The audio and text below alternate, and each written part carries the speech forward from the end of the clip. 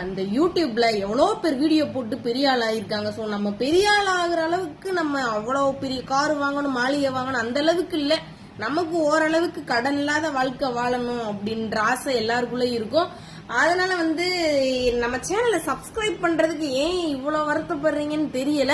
இருக்கவங்களுக்கு சப்போர்ட் பண்றீங்க, சப்ஸ்கிரைப் பண்றீங்க, நல்லா நிறைய கமெண்ட்ஸ் எல்லாம் பாக்குறப்ப பாராட்டுறீங்க. ஸோ இல்லாதவங்க வளர்ந்து வர்றவங்க யூடியூப் சேனல் தொடங்குறப்ப கொஞ்சம் சப்போர்ட் பண்ணீங்கன்னா அவங்களுக்கு ஒரு ஆறுதலா இருக்கும்.